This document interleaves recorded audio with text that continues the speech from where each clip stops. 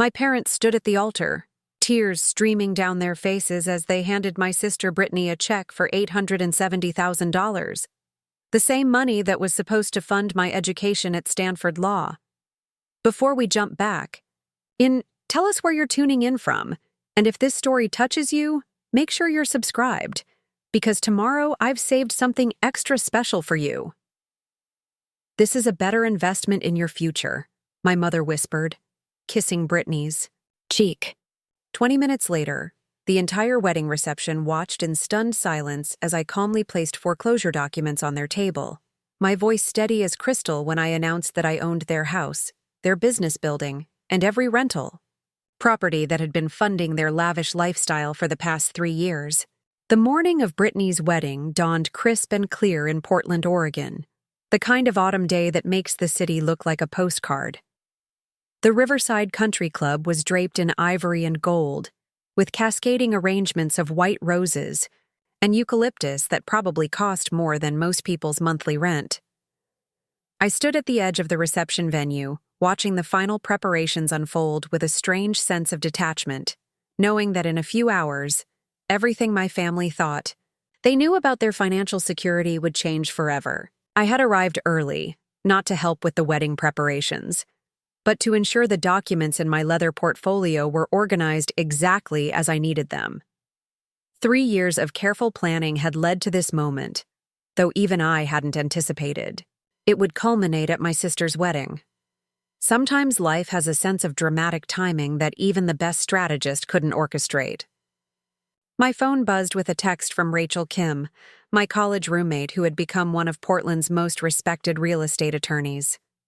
"Documents are ready. Are you sure about the timing?" I typed back quickly. "Timing is everything. See you at 4." Rachel had been the only person who knew the full scope of what I had been planning, the only one who understood why I had spent 3 years quietly acquiring properties while my family assumed I was struggling to pay off student loans. Brittany appeared in the doorway of the bridal suite, her designer gown flowing behind her like liquid silk. At 26, she was undeniably beautiful, with the kind of effortless grace that had always made her the center of attention in any room. Our parents had spoiled her relentlessly since birth, their precious baby who could do no wrong, while I had been expected to earn every opportunity through academic achievement and responsible behavior. "Ashley!" she called out, her voice carrying that familiar note of expectation that had characterized our relationship for as long as I could remember. "Thank goodness you're here. I need you to handle something with the caterers. They're being absolutely impossible about the champagne service." I smiled and nodded, the same acquiescent response I had perfected over 28 years of being the responsible older sister, the one who fixed problems, managed details, and cleaned up messes while Brittany floated through life assuming that solutions would simply materialize around her. Today would be different, but she didn't know that yet. As I walked toward the catering station, I caught sight of our parents near the gift table. My mother, Carol Chen, resplendent in navy silk. My father, Stephen Chen, looking distinguished in his custom-tailored suit. They were examining the elaborate display of wedding presents with obvious satisfaction, discussing the impressive generosity of their guests. The irony wasn't lost on me that they were admiring gifts purchased by people who respected the Chen family's apparent financial success that was built on properties they didn't even realize they no longer owned. The caterer, a harried woman in her 50s, looked relieved when I approached. "Thank goodness someone reasonable is here," she said, lowering her voice. "The bride is insisting we serve Dom Perignon for the toast, but that wasn't in the original contract. It would add another $3,000 to the bill." "Serve the Dom Perignon," I said simply. "Add it to the final invoice. I'll handle the payment arrangement." The caterer's expression shifted from stress to gratitude, and I felt a familiar pang of recognition. How many times over the years had I smoothed over Brittany's expensive whims, her casual disregard for budgets and consequences? Today would be the last time. As the morning progressed, I found myself observing the wedding preparations with the detached fascination of an anthropologist studying a foreign culture, the casual expenditure, the assumption that money would always be available, the complete lack of awareness about where that money actually originated. My parents moved through the venue with the confidence of people who believed their financial foundation was unshakable, greeting guests and accepting congratulations on their beautiful daughter's perfect wedding. Uncle Marcus and Aunt Linda arrived with their usual fanfare, Marcus booming greetings across the reception area, while Linda critiqued the floral arrangements with the authority of someone who considered herself an expert on such matters. They had always treated me with a mixture of pity and condescension, the poor older sister whose academic achievements couldn't compensate for her lack of feminine charm. Today I watched them with new eyes, wondering how they would react when they learned the truth about who actually controlled the Chen family finances. Tyler Brooks arrived just as I was finishing my conversation with the wedding coordinator. We had been dating for 8 months, a relationship that had developed slowly from friendship into something deeper and more meaningful than anything I had experienced before. Tyler worked as a financial analyst for a major investment firm, and his methodical approach to both career and personal decisions resonated with my own carefully planned life strategy. "You look beautiful," he said, kissing my cheek gently. "But also like you're carrying the weight of the world.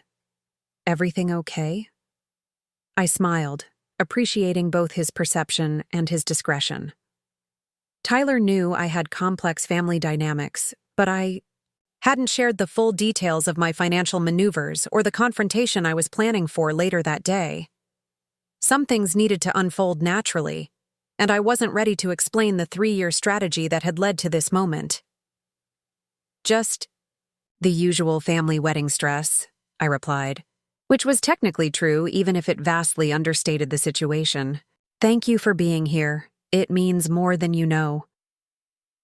As guests began arriving for the ceremony, I excused myself to check on the documents one final time. The leather portfolio contained 3 years of meticulous planning, legal filings, and financial transactions that had gradually transferred ownership of the Chen family properties from my parents to me.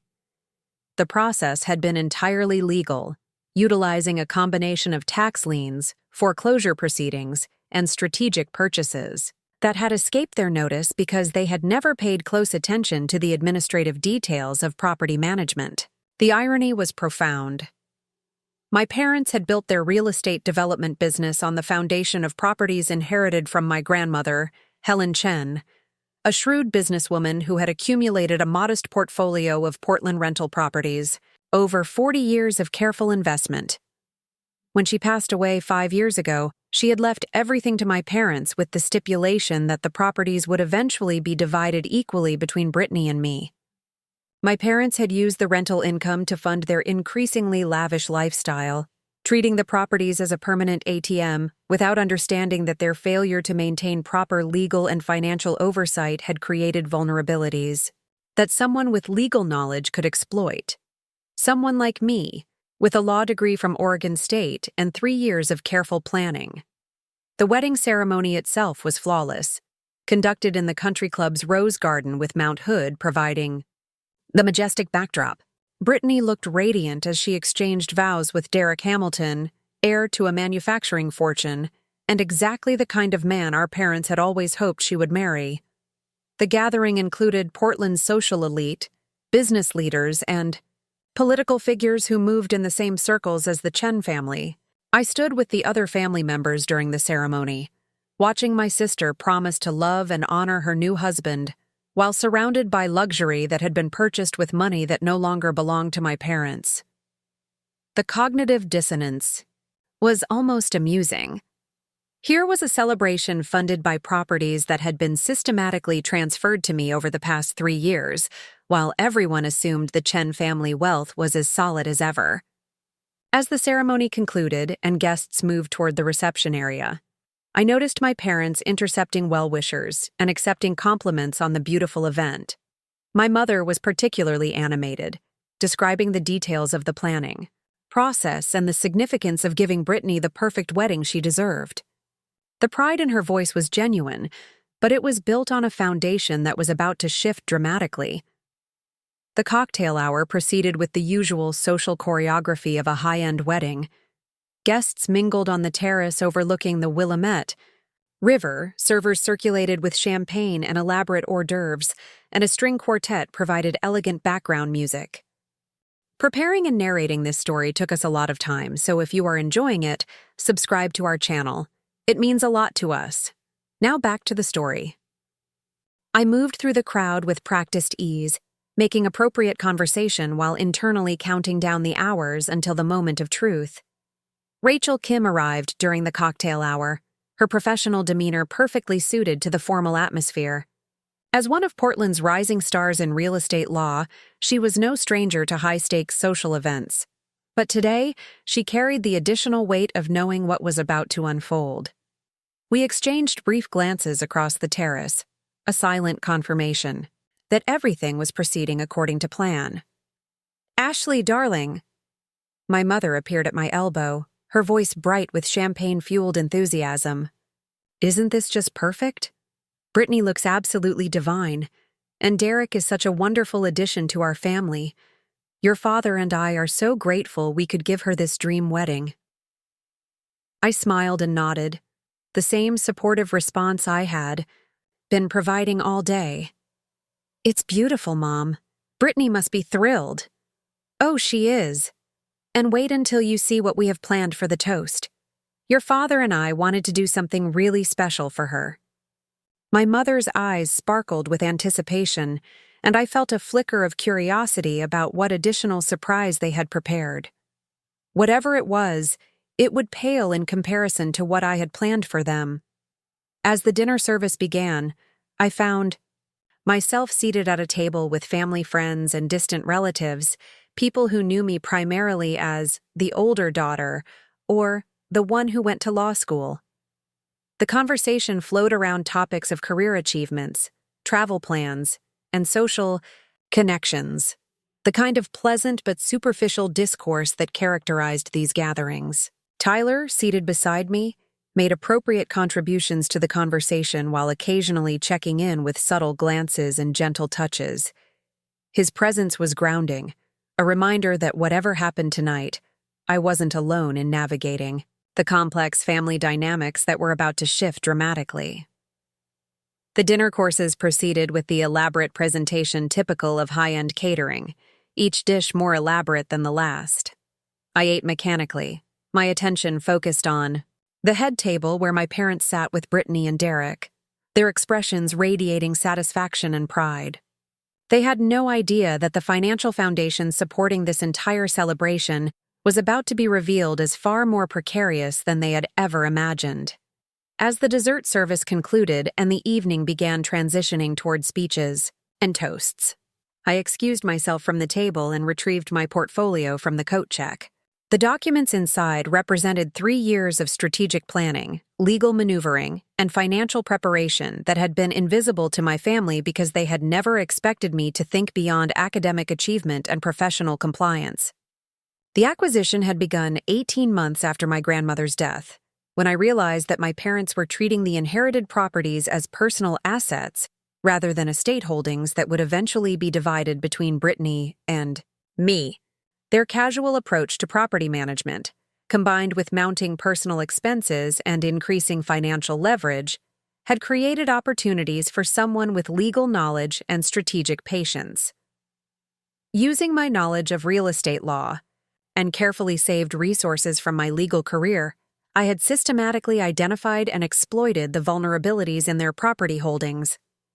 Tax liens that hadn't been properly addressed, maintenance issues that violated municipal codes, financial obligations that had been deferred rather than resolved. Each problem had created an opportunity for strategic intervention, always conducted through legal channels and proper procedures. The process had required patience, precision, and significant personal financial risk. I had leveraged my savings, taken strategic loans, and even sold personal assets to fund the acquisitions. But each successful transaction had strengthened my position while further weakening my parents' already precarious financial foundation.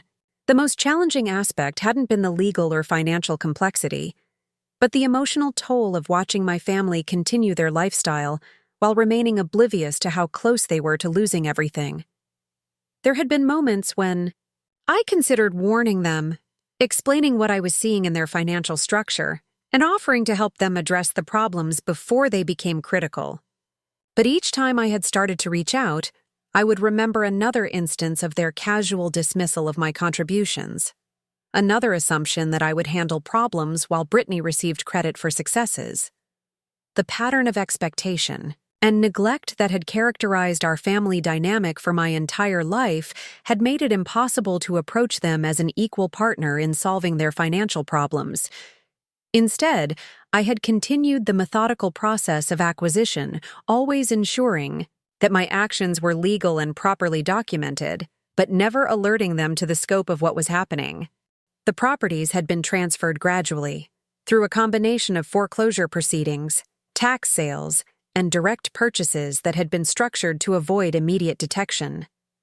Now, as the evening's formal program was about to begin, I sat with the complete documentation of my 3-year strategy. Every property that had once belonged to my parents was now legally and unquestionably mine.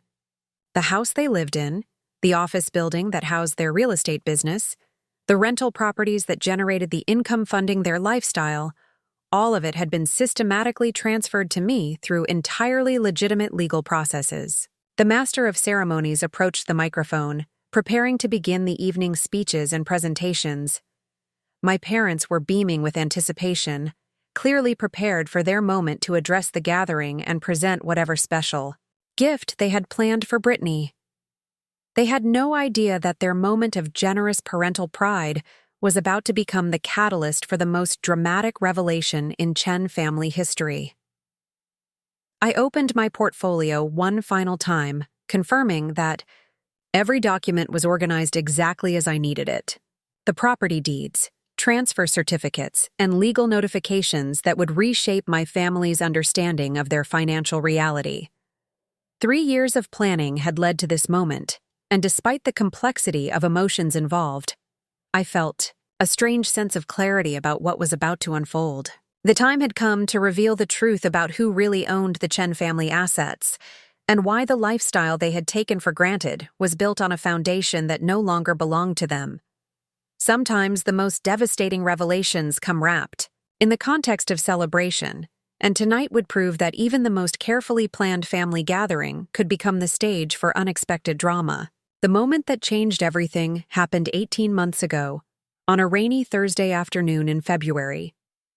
I had stopped by my parents' house to drop off some legal documents they needed for their business taxes, a routine favor I performed annually because they trusted my attention to detail more than their own accountant's thoroughness. What I discovered that day would fundamentally alter my understanding of my family's financial situation and ultimately lead to the systematic acquisition of everything they believed they owned.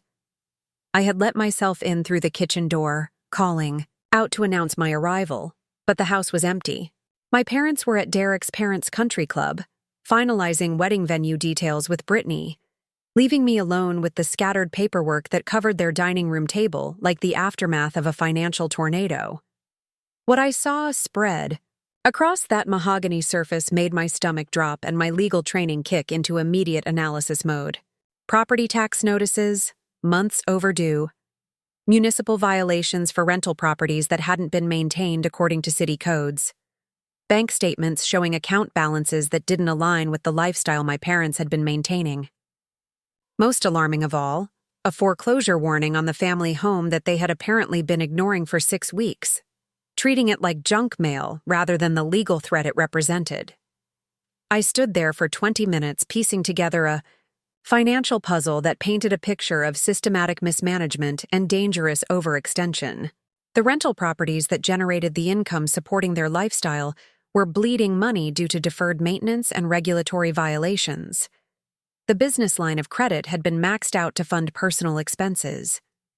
The equity in their home had been leveraged to the breaking point through a series of refinances that had traded long-term security for short-term cash flow. The most shocking discovery was a handwritten note in my mother's careful script, tucked between bank statements. Ashley's college fund, transferred to Brittany's wedding account, $870,000. The note was dated just 3 days earlier, accompanied by a bank transfer confirmation that showed my grandmother's carefully saved education money had been moved into an account designated for wedding expenses. I sank into one of the dining room chairs, staring at the evidence of financial chaos while trying to process the emotional impact of what I was seeing. The college fund that had been established specifically for my education, money that my grandmother had saved for decades with explicit instructions that it should help me pursue advanced degrees, had been casually transferred to fund my sister's wedding without any discussion or consultation. The betrayal cut deeper than the financial implications. This wasn't just about money, though $870,000 represented a life-changing sum. It was about the casual dismissal of my grandmother's intentions, the assumption that my financial needs were secondary to Brittany's desires, and the complete lack of respect for my autonomy in decisions that directly affected my future. I photographed every document on that table, using my phone to create a comprehensive record of their financial situation. The legal training that had served me well in my career now guided me through a systematic analysis of their vulnerabilities, debts, and obligations. What I discovered was both worse and more opportunity-rich than I had initially realized. The properties my grandmother had left to my parents were still titled in their names, but the liens, debts, and obligations against them created a complex web of legal vulnerabilities that someone with real estate law expertise could potentially exploit. The tax obligations alone represented enough legal leverage to force sales or transfers if properly pursued through municipal channels. More importantly, I realized that my parents had never properly executed the estate planning that would have protected these properties and ensured their eventual transfer to Brittany and me as my grandmother had intended. Their casual approach to legal details had created gaps in documentation and ownership structures that made the properties far more vulnerable than they realized. That evening, I called Rachel Kim and asked if we could meet for coffee the following morning.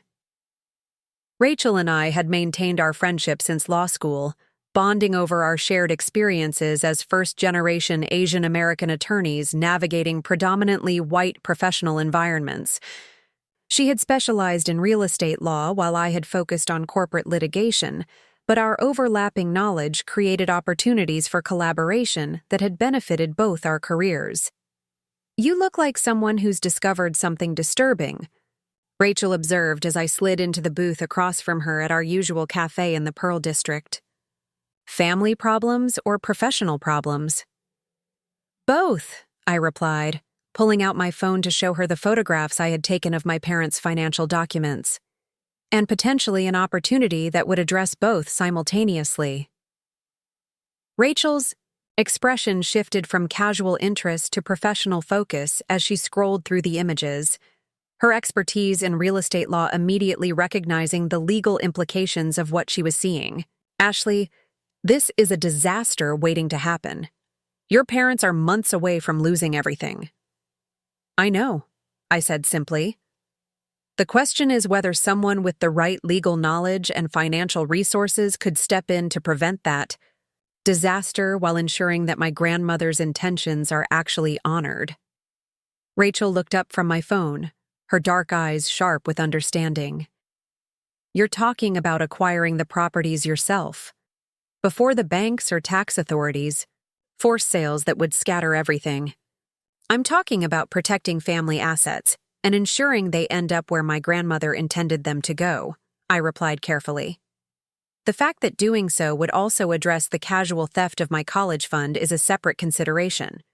We spent the next 2 hours dissecting the legal pathways that could allow me to systematically acquire the properties while providing my parents with enough financial relief to avoid immediate catastrophe. The process would be complex, requiring careful timing and significant personal financial risk, but it was entirely feasible for someone with legal expertise and access to capital. The key insight was that my parents' financial problems created opportunities for strategic intervention that could be structured as assistance rather than acquisition. I could pay off tax liens, address municipal violations, and resolve debt obligations in ways that would transfer ownership to me while appearing to help them solve their problems. This will take time, Rachel warned as we outlined the preliminary strategy. Months of legal work, significant financial investment, and absolute secrecy. If your parents realize what's happening before you've secured legal ownership, they could take steps to block the transfers. They won't realize, I said with quiet confidence. They've never paid attention to the administrative details of property management. As long as the immediate crises are resolved and their lifestyle isn't disrupted, they won't question how the solutions are being implemented. That assessment would prove entirely accurate over the following months. My parents were so focused on maintaining their social status and funding Brittany's wedding that they never questioned the sudden resolution of their property tax problems, or the mysterious disappearance of municipal violations that had been threatening their rental income. The first acquisition was the smallest rental property, a duplex in southeast Portland that had been generating steady income until code violations shut down one of the units. I approached the situation by offering to handle the legal work necessary to bring the property into compliance, positioning myself as the helpful daughter with legal expertise rather than a strategic acquirer. The process required me to pay substantial fines, fund major repairs, and navigate complex municipal bureaucracy, but the end result was that the property was transferred to me in lieu of the debts I had resolved. My parents were simply grateful that the problem had been solved and the rental income restored, never questioning the ownership transfer that had made the solution possible. The success of that first acquisition provided both financial proof of concept and emotional confirmation that my strategy was viable. More importantly, it demonstrated that my parents' lack of attention to legal details made them vulnerable to systematic exploitation by someone with the knowledge and patience to navigate complex property law. Over the following months, I replicated the process with each of their properties, always approaching the situation as helpful intervention rather than strategic acquisition. Tax liens, municipal violations, debt obligations, maintenance crises, each problem became an opportunity for me to step in with legal expertise and financial resources while gradually accumulating ownership of the Chen family real estate portfolio. The emotional complexity of the process was more challenging than the legal or financial aspects. I was simultaneously protecting family assets and engineering their transfer away from my parents, helping them avoid immediate financial catastrophe, while ensuring they would eventually face a much more fundamental reckoning about their fiscal irresponsibility. There were moments when I questioned whether I was taking advantage of their trust or providing necessary intervention in a situation that would have ended in disaster regardless of my involvement. The tax authorities and banks weren't going to wait indefinitely for my parents to address their obligations, and the alternative to my strategic acquisitions would have been forced sales to unrelated third parties who had no interest in family considerations. The most difficult acquisition was the family home itself, the 4-bedroom craftsman in the hillside neighborhood where I had grown up and where my parents still lived with the comfortable assumption that they owned their surroundings.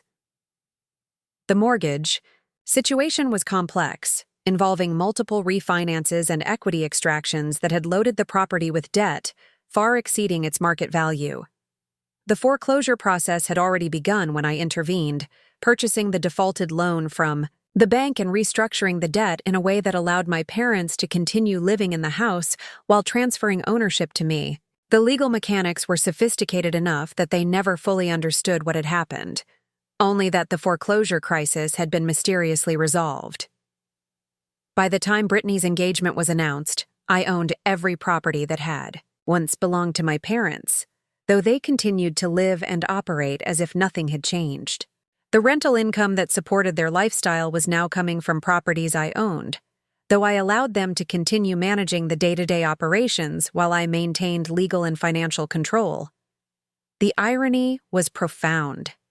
They were using my money to fund my sister's wedding, including the college fund transfer that had sparked this entire strategy, while living in a house I now owned and operating a business from a building that was legally mine.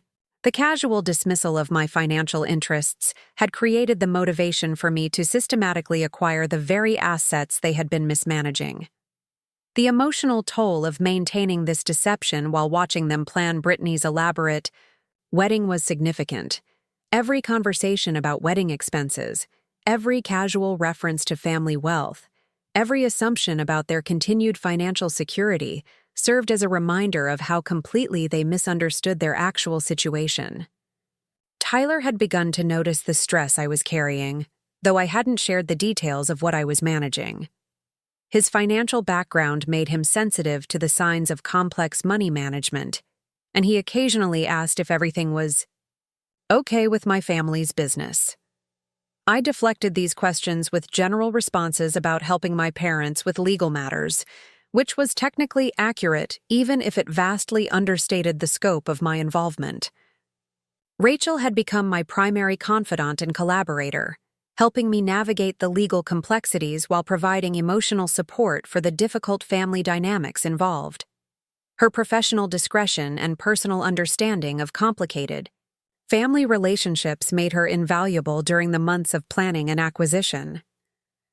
"You realize there's no going back from this," she warned me during one of our regular strategy sessions. "Once you reveal what you've done, your relationship with your parents will be fundamentally altered. They may never forgive you for allowing them to continue believing they owned these properties while you were systematically acquiring them. They never forgave me for being born first and taking attention away from Brittany," I replied. "They never forgave me for being serious about education instead of focused on finding a husband. They never forgave me for having opinions about business decisions that affected family assets. The relationship has been strained for years, even if we've all pretended otherwise." The truth was that this strategy had crystallized feelings and resentments that had been building for decades. The college fund transfer had simply been the catalyst that gave me clarity about how little my parents actually respected my autonomy or valued my contributions to the family. The systematic dismissal of my interests in favor of Brittany's desires had created a dynamic where dramatic action was necessary to achieve basic fairness. As Brittany's wedding date approached, I found myself oscillating between anticipation and dread about the confrontation that would inevitably come. The planning had been methodical and thorough. The legal documentation was unassailable, and the moral justification was clear. But revealing the truth would cause pain and humiliation that would reverberate through our family relationships for years to come. The week before the wedding, my parents hosted a small dinner party for Derek's family, an opportunity for both sides to celebrate the upcoming union and discuss future plans. I attended with Tyler, maintaining the facade of supportive family member, while knowing that this would likely be the last gathering where our family dynamics remained unchanged. The conversation that evening centered around the young couple's plans for their honeymoon, their housing search, and their career aspirations. Derek's father expressed admiration for the Chen family's business success and property portfolio, commenting on how refreshing it was to see young people from families with strong financial foundations. My parents basked in these compliments, describing their real estate investments and rental properties with the pride of successful entrepreneurs.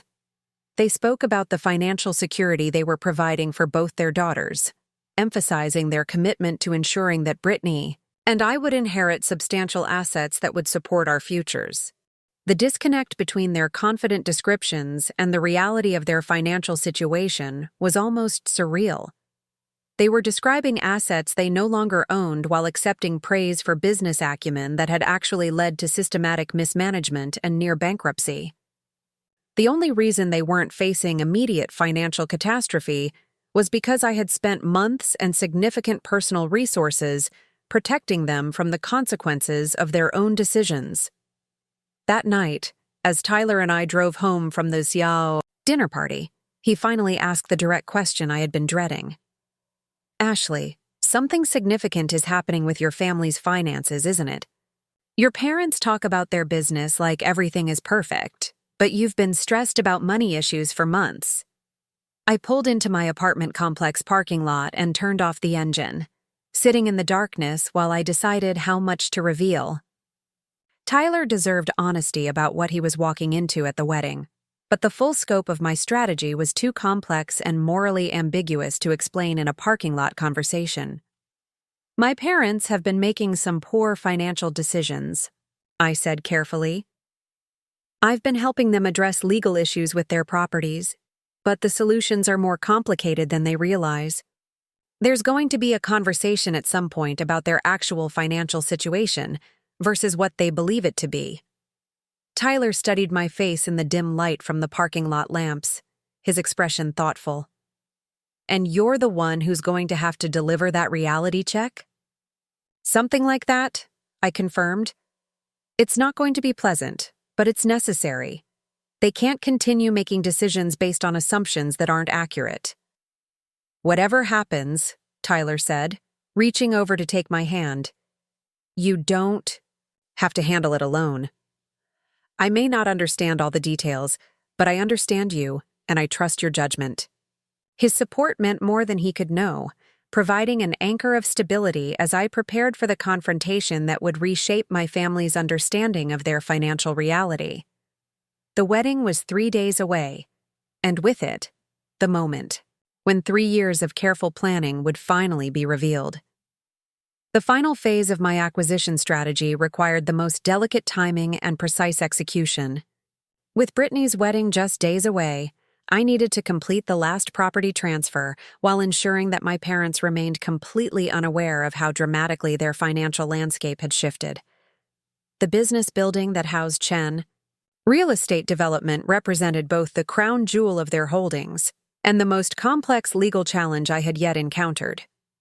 The downtown Portland office building had been my grandmother's proudest achievement, a 6-story brick structure she had purchased in the 1980s when the neighborhood was considered marginal, but showed signs of potential gentrification.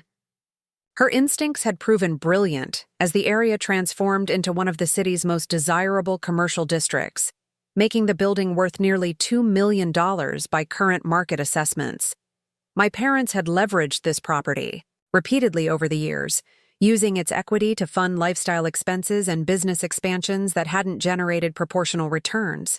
The current debt structure was a maze of overlapping loans, credit lines, and obligations that had turned my grandmother's wise investment into a financial house of cards that could collapse with the slightest pressure. The opportunity to acquire.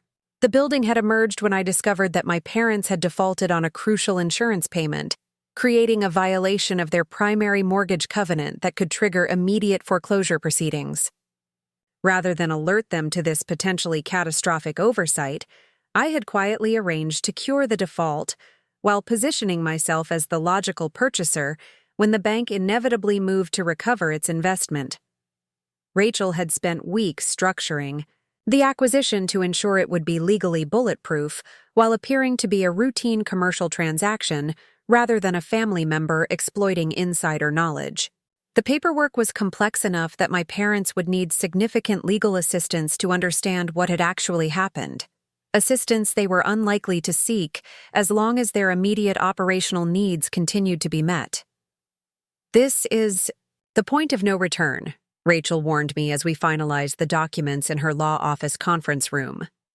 Once you own their business building, there's no way to maintain the fiction that these acquisitions are just helping them solve problems.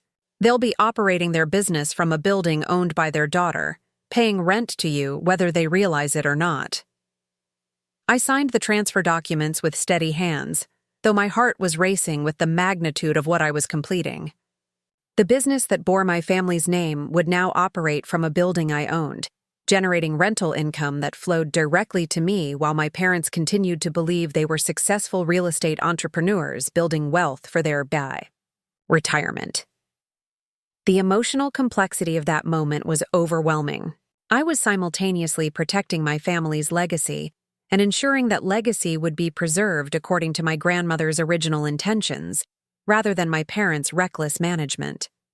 The building would remain in the Chen family, just not in the hands of the Chen family members who had been systematically destroying its value through poor financial decisions.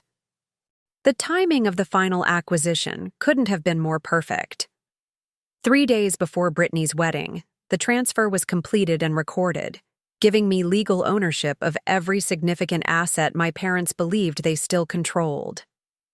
They remained blissfully unaware that their financial foundation had shifted entirely, focused instead on the final wedding preparations and the social triumph they believed the event represented.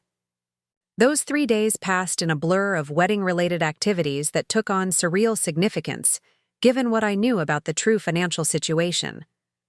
The rehearsal dinner at an upscale restaurant downtown, where my parents proudly hosted Derek's family and friends, was funded entirely by rental income from properties they no longer owned. The casual way they discussed their successful business and property investments was almost comical, considering they were describing assets that legally belonged to me. During the rehearsal dinner, Uncle Marcus proposed a toast that captured the irony of the entire situation perfectly. "To Stephen and Carol Chen," he announced, raising his glass of expensive wine, "who have built something remarkable and are passing that success on to the next generation." The applause that followed his words was genuine, reflecting the respect their social circle had for what appeared to be a family that had achieved the American dream through hard work and smart investments. I smiled and applauded along with everyone else, knowing that his words were more accurate than he realized, just not in the way anyone at that table understood. I was indeed inheriting my family's success, but through legal maneuvering rather than generational transfer, and the inheritance was happening in real time rather than after my parents' eventual passing. Brittany was radiant throughout the rehearsal. Festivities, her excitement about the wedding and her future with Derek evident in every interaction. She thanked our parents repeatedly for creating such a perfect celebration, expressing gratitude for their financial support and their willingness to spare no expense in making her dreams come true. Each expression of gratitude felt like another confirmation that revealing the truth about our family's financial situation was not just justified, but necessary. Tyler had become increasingly perceptive about the undercurrents of tension that surrounded me during these events. While he participated graciously in the wedding festivities, I caught him studying my expressions and body language with the analytical skills that made him successful in his financial career. He knew something significant was building toward a climax, even if he couldn't identify exactly what form that climax would take. The morning of the wedding brought with it a strange sense of calm that reminded me of the feeling before major court appearances during my litigation career. The preparation was complete. The strategy was sound, and the outcome was inevitable. All that remained was the execution, which would require precise timing and emotional control that would be tested by the family dynamics surrounding Brittany's special day. I spent the early morning hours reviewing the documents one final time, ensuring that every legal detail was perfect, and that my presentation would be clear and unambiguous. The portfolio contained not just the property transfer documents, but also a comprehensive financial analysis that would help my parents understand exactly how close they had come to losing everything and how my intervention had protected them from that outcome. The challenge would be balancing the revelation of their financial mismanagement with the explanation of my protective strategy. I needed them to understand that my acquisitions weren't punitive, but were actually the only thing standing between them and complete financial catastrophe. The college fund transfer had provided the emotional motivation for my actions, but the underlying justification was far more substantial than personal grievance. As I prepared for the wedding day, I reflected on how much my relationship with my family had evolved over the 18 months of strategic planning and acquisition. The distance I had maintained while orchestrating these transactions had given me perspective on dynamics that I had previously accepted as normal or inevitable. The casual dismissal of my contributions, the assumption that my resources were available for family needs without consultation, the expectation that I would support decisions that directly harmed my interests. The wedding morning preparations unfolded with the elaborate choreography typical of high-end celebrations. Brittany was in her element as the center of attention, directing a team of stylists, photographers, and coordinators with the confidence of someone who had never doubted that her desires would be accommodated. Our mother fluttered around the bridal suite, ensuring that every detail met her exacting standards while our father handled last-minute coordination with the venue staff and vendors. I participated in these preparations with a mixture of genuine affection for my sister and anticipation about the conversation that would follow the formal presentations. Whatever else happened, this was Brittany's wedding day, and she deserved to enjoy the celebration without the family drama that would inevitably follow my revelations about our parents' financial situation. The wedding ceremony itself was everything Brittany had dreamed of, conducted in the country club's Rose Garden with Portland's skyline providing a magnificent backdrop. The gathering included many of the city's most prominent families, business leaders, and social figures, creating exactly the kind of prestigious event that validated my parents' sense of social achievement and financial success.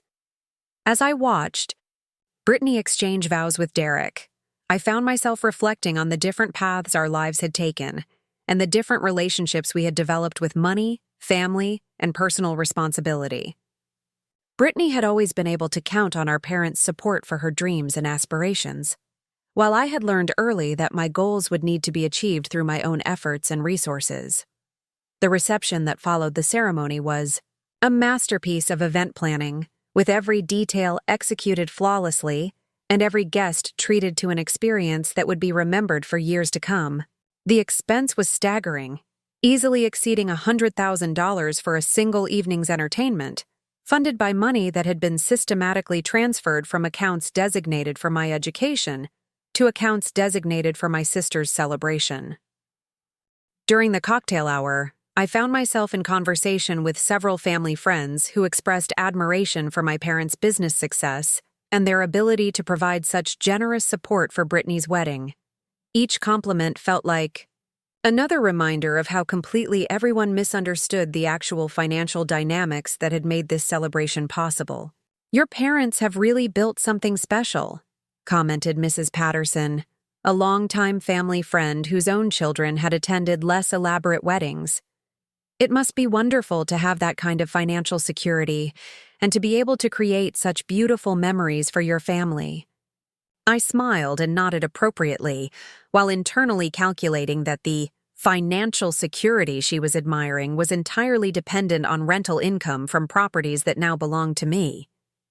The beautiful memories being created were funded by my strategic intervention in a situation that would otherwise have resulted in bankruptcy and social humiliation for my parents. As the dinner service progressed, I noticed my parents becoming increasingly animated in their interactions with other guests, clearly enjoying the social validation that came from hosting such an impressive celebration.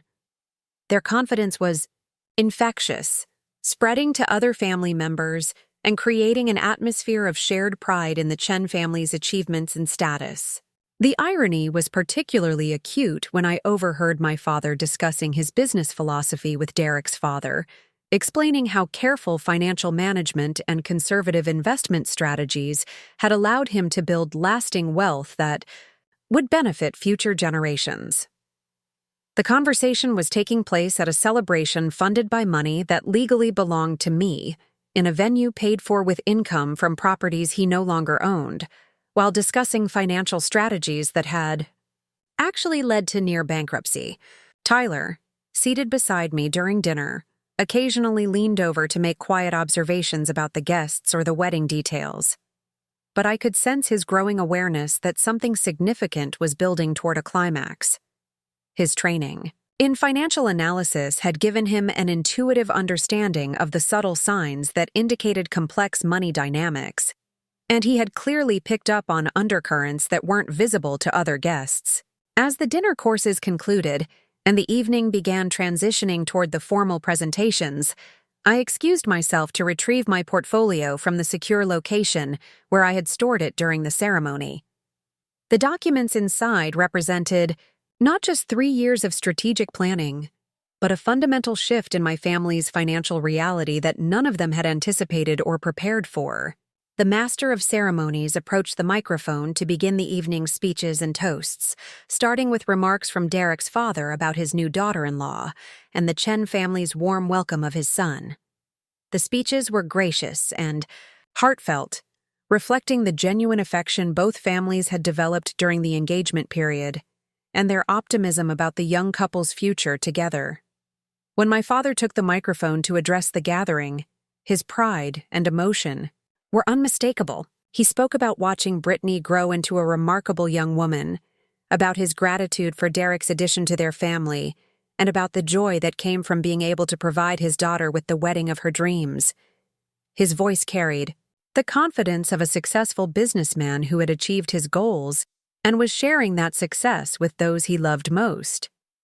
Carol and I have been blessed with the ability to build something meaningful in this community, he continued, and there's no greater pleasure than being able to pass that success on to our children.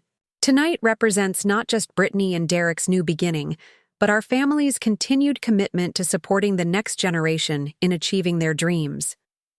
The applause that followed his remarks was enthusiastic and sustained, reflecting the genuine respect the gathering had for what appeared to be a family that embodied traditional values of hard work, financial responsibility, and generational support.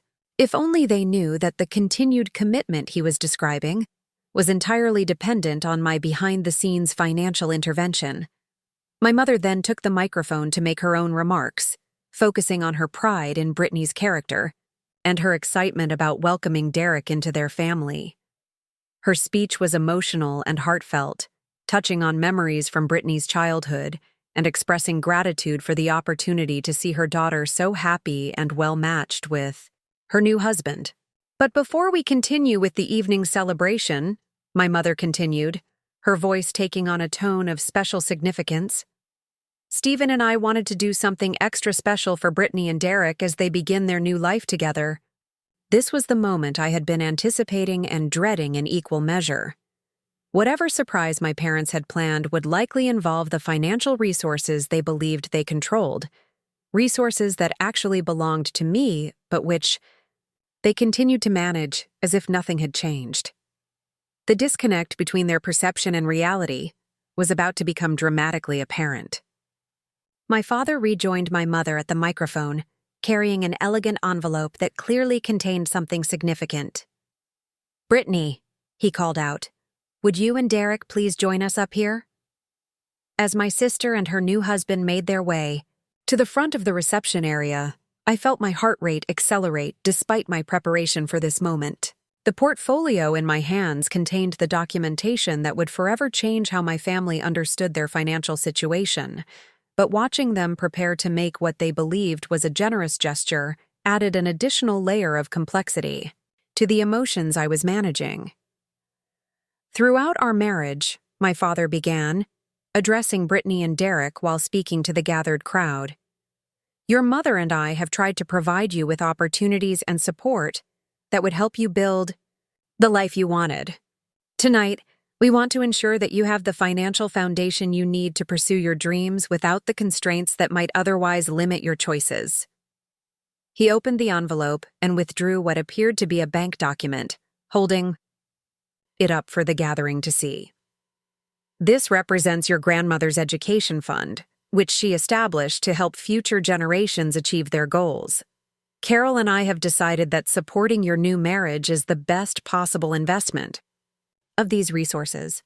The check he handed to Brittany was clearly substantial, based on her reaction and the gasps from nearby guests who could see the amount.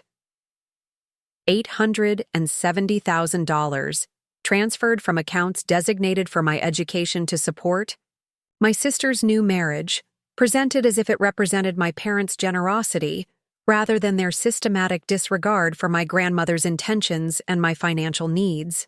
As Brittany embraced our parents with tears of gratitude and the gathering erupted in appreciative applause, I stood up from my table with my portfolio in hand. The moment had arrived when 3 years of careful planning would finally be revealed, and my family would learn that the financial foundation they were celebrating was built on assets they no longer controlled. The time had come to show them exactly who owned the properties generating the income that had funded this entire celebration, and why their casual dismissal of my interests had created consequences they never could have anticipated. The walk From my table to the front of the reception area felt like it lasted both forever and no time at all. Every step carried the weight of 3 years of careful planning, 18 months of strategic acquisitions, and a lifetime of being the responsible daughter whose contributions were taken for granted while her sister received the rewards. The conversations around me faded into background noise as I focused on the presentation I was about to deliver, one that would fundamentally alter my family's understanding of their financial reality. Brittany was still embracing our parents.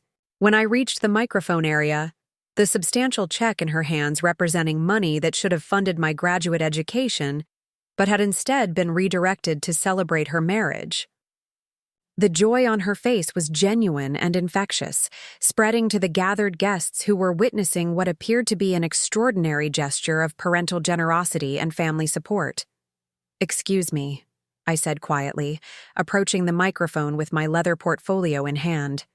The master of ceremonies looked confused by my unexpected appearance, while my parents turned toward me with expressions that shifted from surprise to mild annoyance at what they likely assumed would be an emotional outburst about the college fund transfer. "Ashley," my mother said in the carefully modulated tone she used when trying to manage potentially embarrassing family situations in public settings. "Perhaps we could discuss any concerns privately after the celebration. This is Brittany's moment."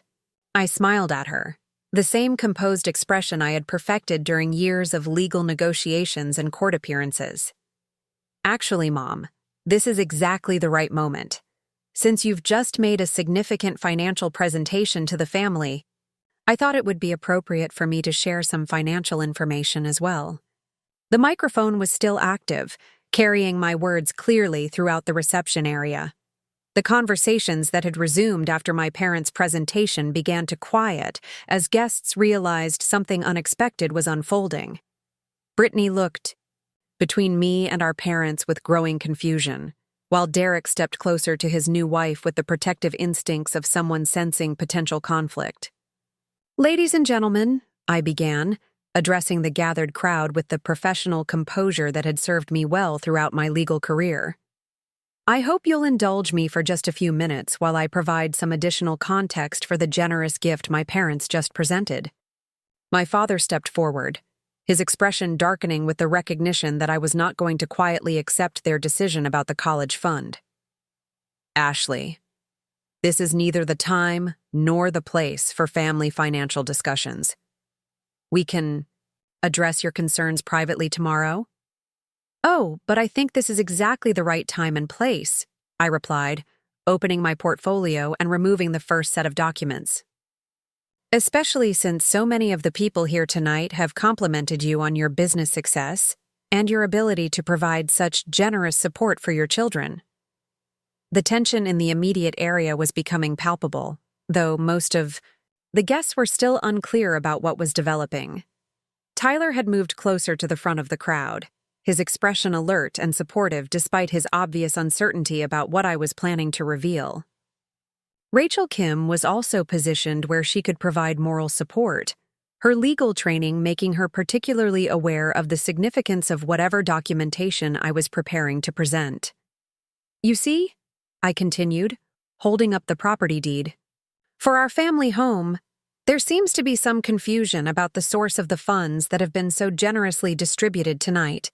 The rental income that has supported our family's lifestyle, the equity that has funded major expenses, the financial security that has allowed for such lavish celebrations, all of it comes from properties that have a rather interesting ownership history."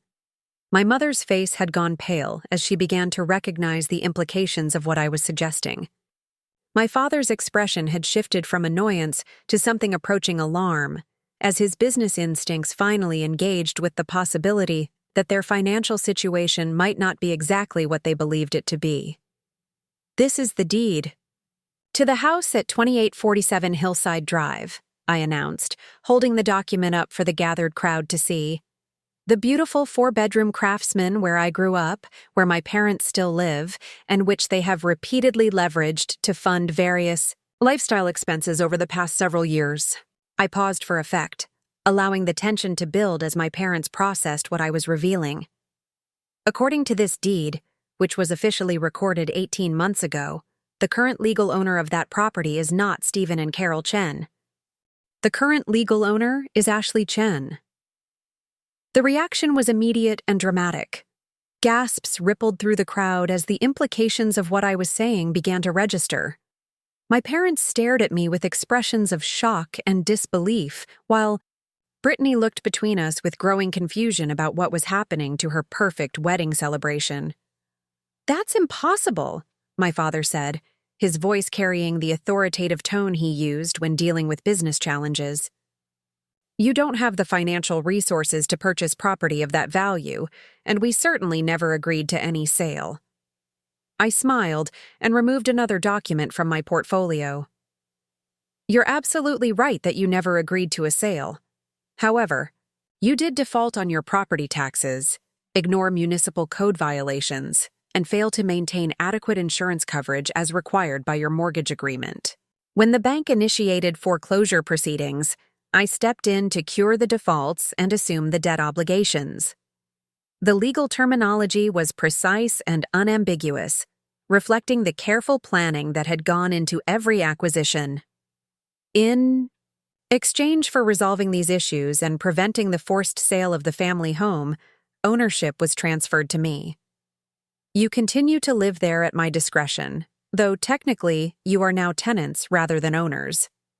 My mother sank into a nearby chair, the implications of what I was describing apparently overwhelming her ability to remain standing. Uncle Marcus had moved closer to our group, his expression shifting from confusion to something approaching respect as he began to understand the sophistication of what I had accomplished. "The house is just the beginning," I continued, removing additional documents from my portfolio. "This is the deed to the duplex on Southeast Morrison, which you lost to tax liens before I acquired it and brought it into code compliance. This is the deed to the apartment building on Northwest 23rd, which was transferred to me when I resolved the structural violations that were threatening to shut down the entire operation." Each document I presented represented months of legal work and significant financial investment, but also represented systematic protection of family assets that would otherwise have been lost to creditors or government agencies. The acquisitions hadn't been punitive but protective, ensuring that my grandmother's carefully accumulated properties would remain in family hands rather than being scattered to satisfy debts my parents had been unable or unwilling to address. "And finally," I said, holding up the most significant document of all, "this is the deed to the office building downtown, the 6-story brick structure that houses Chen Real Estate Development and serves as the foundation of your business operations." The silence that followed this revelation was absolute. Every person in the reception area was processing the implications of what I was describing, while my parents struggled to understand how their apparent financial security had been revealed as an elaborate fiction supported by their daughter's behind-the-scenes intervention.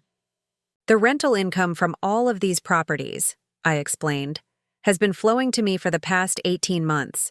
The money that funded tonight's celebration, the resources that supported the lifestyle you've been maintaining, the financial foundation that allowed you to transfer $870,000 from my college fund to Brittany's wedding account. All of it comes from properties that I now own." Brittany was staring at the check in her hands as if it had suddenly transformed into something toxic. "Ashley, I don't understand. Are you saying this money doesn't belong to Mom and Dad?" "I'm saying this money comes from rental income generated by properties that belong to me," I replied gently. "Properties that used to belong to our parents until their financial mismanagement created legal vulnerabilities that forced them into situations where transfer was the only alternative to complete loss."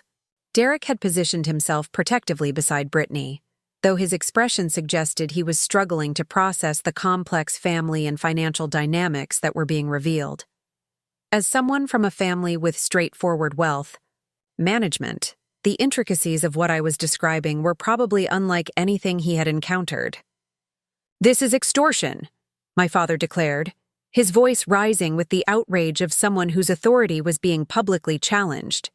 "You've manipulated legal technicalities to steal family property, and then humiliated us in front of our friends and business associates. The accusation hung in the air for a moment before I responded with the calm precision that had characterized my entire presentation. Dad, I have every legal document, every tax record, every municipal filing that supports these property transfers. If you'd like to challenge the legitimacy of any acquisition, I encourage you to hire independent counsel to review the transactions. You'll find that every transfer was conducted according to proper legal procedures and in response to genuine financial crises that you had failed to address. I opened my portfolio to reveal additional documentation. I also have records of every debt I paid on your behalf, every tax lien I resolved, every code violation I corrected, and every foreclosure proceeding I prevented. The alternative to my intervention wasn't continued ownership. The alternative was losing everything to creditors who had no interest in keeping these properties in the Chen family. Rachel Kim stepped forward from the crowd, her professional presence adding weight to my presentation. I can confirm that every transaction Ashley is describing was conducted according to proper legal procedures. As her attorney, I reviewed each acquisition to ensure compliance with all applicable regulations. The endorsement from a respected legal professional seemed to shift the atmosphere in the room. What had initially appeared to be a family dispute was being revealed as a complex but legitimate business strategy that had actually protected assets that would otherwise have been lost entirely. The college fund transfer was the final straw, I continued, addressing my parents directly while maintaining my composed public demeanor. Grandmother Helen established that fund specifically for my education, with clear instructions that it should help me pursue advanced degrees. Your decision to redirect that money to fund Brittany's wedding without any consultation or discussion demonstrated a level of disregard for my interests that made it impossible to continue pretending that family cooperation was possible. Brittany looked stricken as she processed the implications of what I was revealing. Ashley, I had no idea about any of this. Mom and Dad said the money was theirs to give, that it was part of their contribution to the wedding expenses. No, you didn't know, I assured her. This isn't about you, Brittany. You've always been given what you needed and wanted, often at the expense of my opportunities, but that's not your fault. That's the family dynamic that our parents created and maintained. The gathering had become eerily quiet as the guests processed the dramatic shift in what they were witnessing. What had begun as a celebration of generational success and family prosperity had transformed into a revelation of financial mismanagement and complex family resentments that had been hidden beneath a facade of traditional values. Tyler approached the front area where I was standing, his presence offering silent support without interfering in the family dynamics that were unfolding. His expression conveyed both admiration for the strategic sophistication of what I had accomplished and concern for the emotional toll that this confrontation was taking on everyone involved. So, what happens now? My mother asked, her voice barely audible as she struggled to process the complete reversal of everything she had believed about their financial situation. Do we lose our home? Our business? Everything we've worked for? That depends entirely on you, I replied, my tone softening slightly as I recognized the genuine distress in her voice. I have no interest in displacing you from the house or disrupting the business operations unnecessarily, but the casual assumption that you can make major financial decisions using resources that belong to me needs to end immediately. I removed a final document from my portfolio, a comprehensive agreement that Rachel and I had drafted to outline terms for ongoing family financial relationships. This is a proposal for how we can structure things moving forward. You can continue living in the house and operating the business, but with clear understanding of the actual ownership structure and appropriate rental arrangements. The document outlined reasonable terms that would allow my parents to maintain their lifestyle while acknowledging the new financial realities. The rental payments would be fair but consistent with market rates, and any major financial decisions would require consultation rather than unilateral action. I'm not trying to punish you, I explained as they reviewed the agreement. I'm trying to establish a foundation for family relationships that acknowledge everyone's contributions and interests, rather than assuming that some family members' needs are automatically subordinate to others. The crowd was beginning to disperse as guests recognized that this was no longer a public celebration, but a private family reckoning that would require time and space to resolve. Some offered quiet expressions of support or concern as they departed, while others simply gathered their belongings and left with the discretion that characterized Portland's social elite when confronted with unexpected personal drama. Uncle Marcus approached me as the formal gathering was ending, his expression thoughtful. Ashley, what you've accomplished is remarkable, but the family implications are going to be complicated for years to come. I know, I acknowledged. But the alternative was watching our family's financial foundation collapse entirely while pretending that everything was sustainable. Sometimes protecting people requires actions they don't appreciate in the moment. As the reception area emptied and my family was left to process what had been revealed, I felt a strange mixture of relief and apprehension about what would come next. The truth was finally public. The legal protections were in place, and the financial manipulation that had characterized our family dynamics for years was no longer possible. But rebuilding relationships based on honesty rather than assumption would require work that would test everyone's capacity for growth and change. The dramatic revelation was complete, but the real challenge of creating a healthier family dynamic was just beginning. The days following Brittany's wedding passed in a strange, suspended animation, as if our entire family was holding its breath while processing the new reality that had been revealed in such dramatic fashion. The elegant country club reception had ended with my parents, Brittany and Derek, huddled around a small table, poring over the legal documents I had presented, while the last of the guests departed with expressions ranging from sympathetic concern to barely concealed fascination at the family drama they had witnessed. I had given them space that first evening, recognizing that the shock of learning about their financial situation required time to process before any meaningful discussions could take place. Tyler had driven me home to my downtown apartment, where we sat on my couch in relative silence while I decompressed from the emotional intensity of finally revealing 3 years of careful planning and strategic acquisition.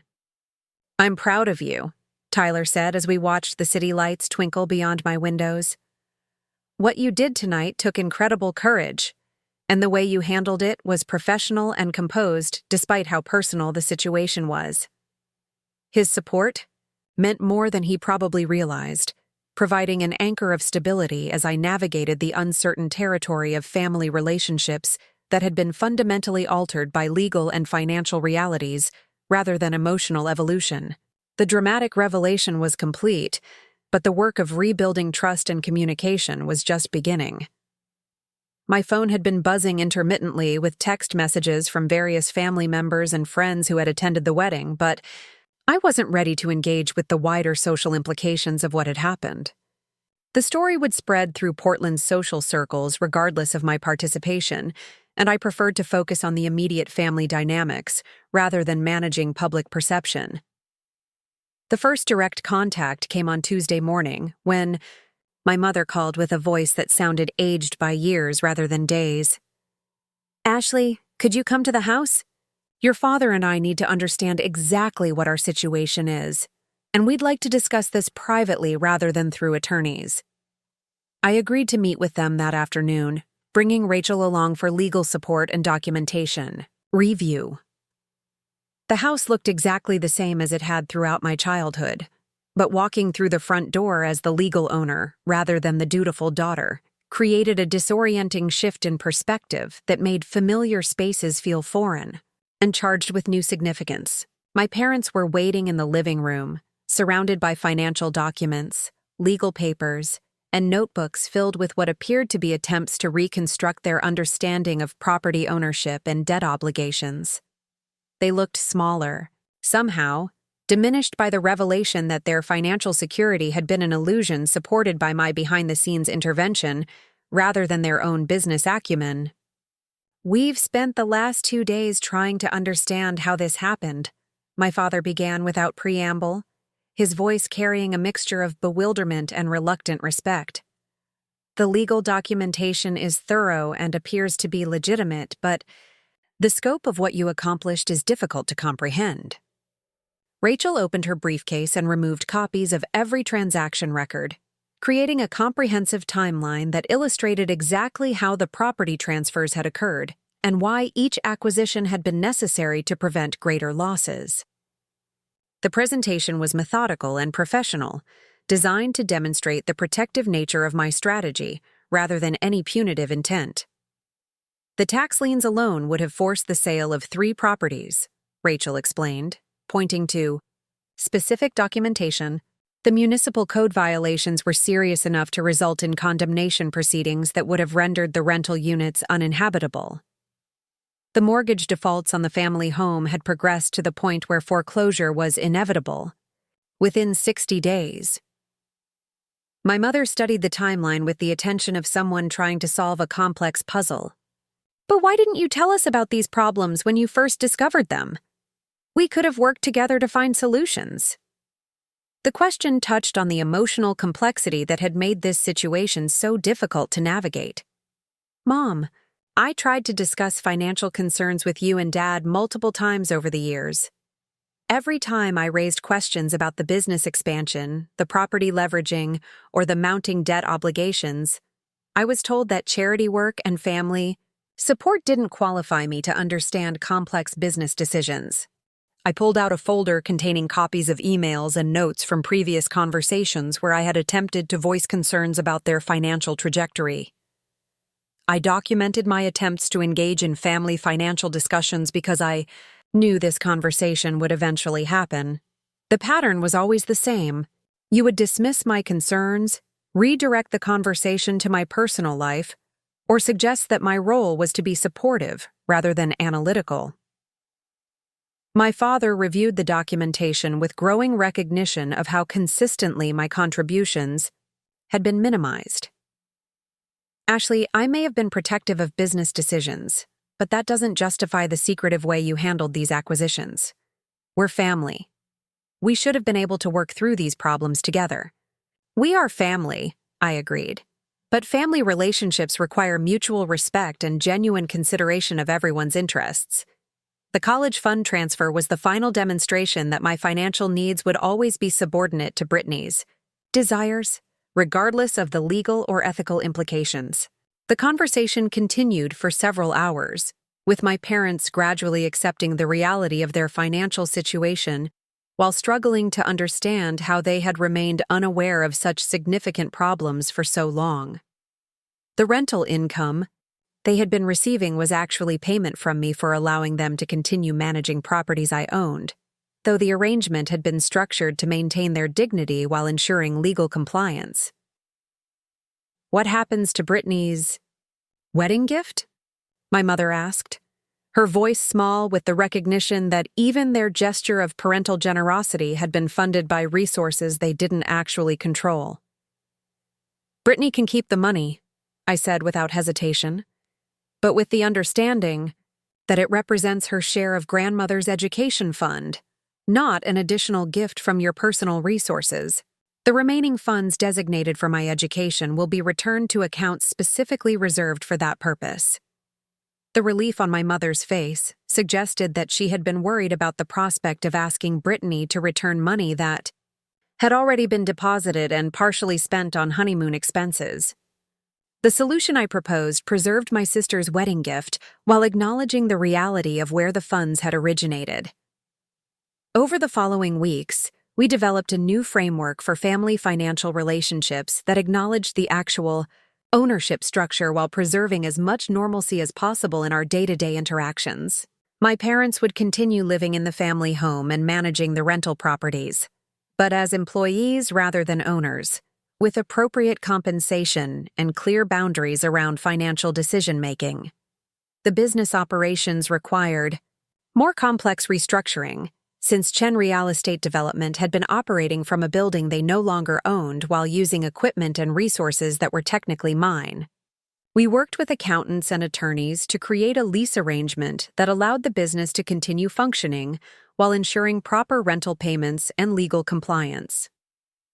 Brittany's reaction to the new family dynamics evolved gradually, from initial shock and guilt to something approaching understanding and acceptance. She had genuinely been unaware of the financial problems underlying our parents' apparent generosity, and learning about the years of mismanagement and debt accumulation had been as shocking to her as the revelation of my property acquisitions. "I feel like I've been living in a fantasy," she told me during a private conversation at her new apartment. "All those years of assuming that money would always be available for whatever I wanted, never questioning where it came from or whether it was sustainable." Her recognition of how the family financial dynamics had affected both of us created an opening for a more honest relationship than we had maintained during our childhood and young adult years. The competitive dynamic that had characterized our interactions was gradually being replaced by something more collaborative and mutually supportive. Derek had initially been uncomfortable with the complexity of his new wife's family situation, but his business background helped him appreciate the sophistication of what I had accomplished and the protective nature of my strategy. His perspective as an outsider with financial expertise provided valuable validation that my actions had been necessary and appropriate given the circumstances. The social implications of the wedding revelation continued to ripple through Portland's business and social communities for months afterward. Some viewed my actions as a brilliant strategic response to family financial mismanagement, while others criticized the public nature of the confrontation and the potential humiliation it had caused my parents. I found that I cared less about public opinion than I had expected, having spent years carefully managing my reputation and social standing. The relief of no longer maintaining the fiction that my family's financial situation was stable and sustainable outweighed any concerns about how others might judge my methods or motivations. My relationship with Tyler deepened significantly during this period of family restructuring and emotional processing.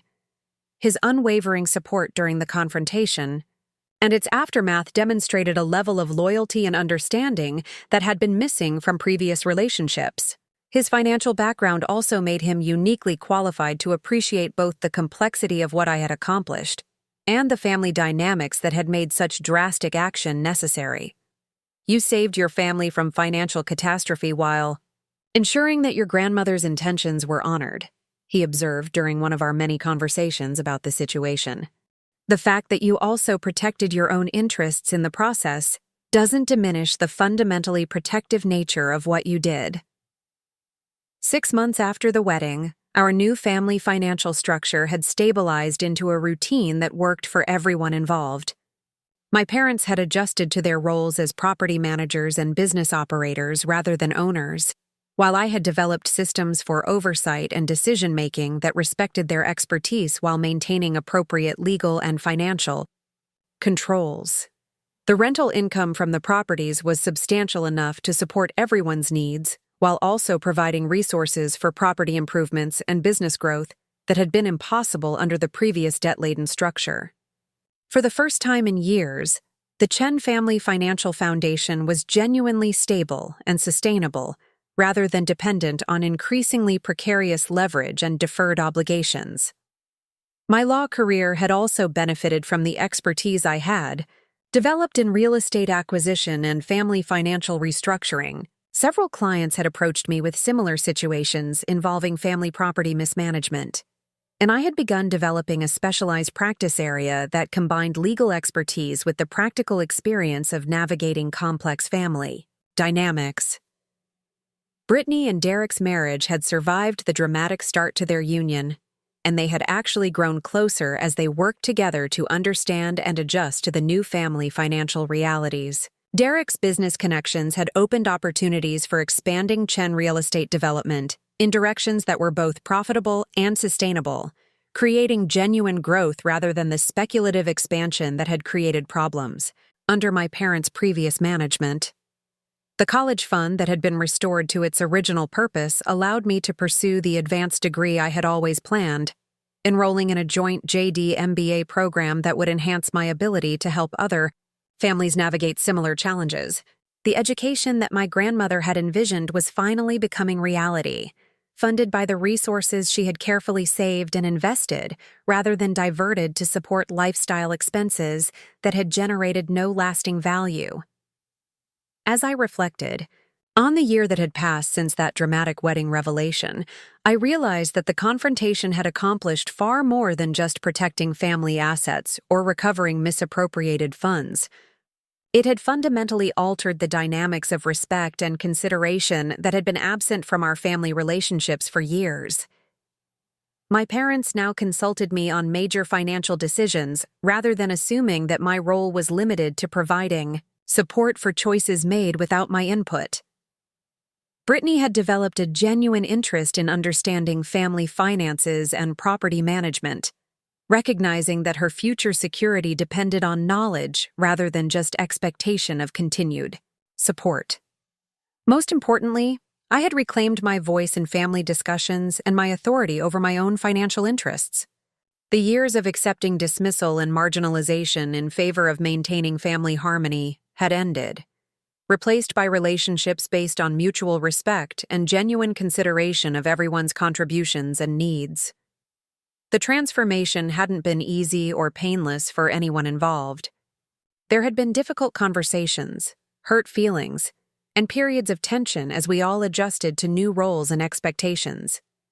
But the foundation we had built through honest acknowledgement of past problems and clear agreements about future relationships was stronger and more sustainable than the fictional harmony we had maintained through denial and enabling. Tyler and I were planning our own wedding for the following year, an event that would be funded by resources we controlled and structured according to our values rather than social expectations or competitive family dynamics. The lessons learned from Brittany's celebration would inform our approach to creating meaningful traditions without falling into the trap of using financial gestures to demonstrate love or status. Rachel had become more than just my attorney, evolving into a trusted advisor and friend whose expertise continued to be valuable as I expanded my own practice and navigated ongoing family financial matters.